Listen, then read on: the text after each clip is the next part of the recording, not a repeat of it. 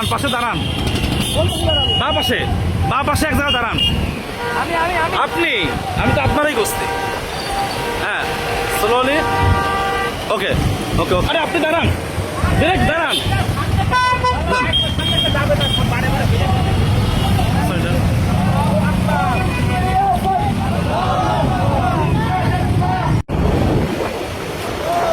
ইয়া মারহাবা, ইয়া মারহাবা।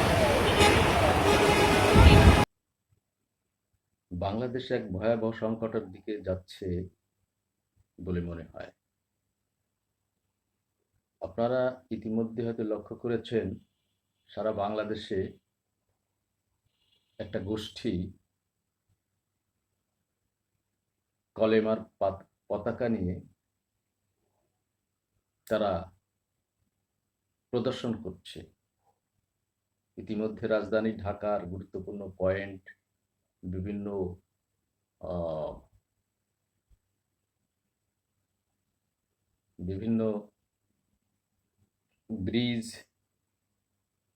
গুরুত্বপূর্ণ সড়কের সড়কের গুরুত্বপূর্ণ স্থান, এ সমস্ত জায়গায় এই পতাকা তারা লাগিয়ে দিয়েছে। জেলা থেকে উপজেলা পর্যন্ত তারা মোটরসাইকেল শোভাযাত্রা করছে, গাড়ি বহর নিয়ে এবং মোটরসাইকেল নিয়ে তারা এই শোডাউনগুলো করছে, সঙ্গে শত শত মোটরসাইকেল এবং পতাকা। এই পতাকাগুলো আমরা সাধারণত দেখি আল কায়েদা, আইএস, হামাস, এই গোষ্ঠীগুলো এই পতাকা ব্যবহার করে। তো বাংলাদেশে যে আন্তর্জাতিক চক্রান্ত শুরু হয়েছে, যে জঙ্গিদের যে কর্মতৎপরতা শুরু হয়েছে, বিশেষ করে বাংলাদেশের 24 সালে যে আন্দোলন হয়, এই আন্দোলনের সঙ্গে এই গোষ্ঠীটা সম্পৃক্ত ছিল এবং 24-এ গণ আন্দোলন যেটা তারা বলে, এটা আসলে জঙ্গি উত্থান। জঙ্গি উত্থানের আন্দোলন। এই আন্দোলনের পরে তাদের কর্মতৎপরতা বেড়ে যায়। প্রকাশ্যে যে সংগঠনগুলো ছিল নিষিদ্ধ, তারা প্রকাশ্যে তাদের কর্মতৎপরতা দেখাতে শুরু করে। এখন কথা হচ্ছে, যদি বাংলাদেশ সরকার আইন শৃঙ্খলা রক্ষাকারী বাহিনীকে দিয়ে বা এই সরকারের যারা গুরুত্বপূর্ণ দায়িত্বে আছেন, বিশেষ করে স্বরাষ্ট্র মন্ত্রণালয় এবং প্রধানমন্ত্রী, এরা যদি এদিকে নজর না দেয়, তাহলে অচিরেই বাংলাদেশে জঙ্গি উত্থান ঘটবে এবং সশস্ত্রভাবে। বিষয়টা অত্যন্ত তাৎপর্যপূর্ণ, গুরুত্বপূর্ণ। এটাকে যদি অবহেলা করা হয়,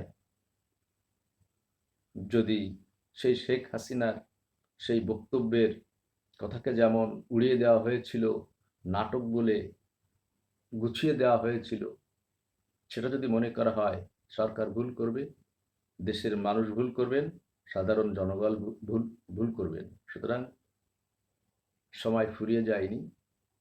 বাংলাদেশ আন্তর্জাতিক ভাবে খুবই হেয় প্রতিপন্ন হচ্ছে এবং বাংলাদেশে যে ভৌগোলিক অবস্থান, এই অবস্থানে যে যুদ্ধ খেলার মাঠ তৈরি হতে যাচ্ছে, সে ব্যাপারে সতর্ক যদি না হয় দেশের জনগণ, সচেতন মহল, বুদ্ধিজীবী মহল এবং সরকার, তাহলে আমাদের বাংলাদেশ আসলেই আফগানিস্তান বা প্যালেস্টাইনের মতন একটা অবস্থা সৃষ্টি হতে পারে।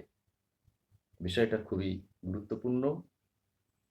এ ব্যাপারে উপেক্ষা করার কিছু নেই।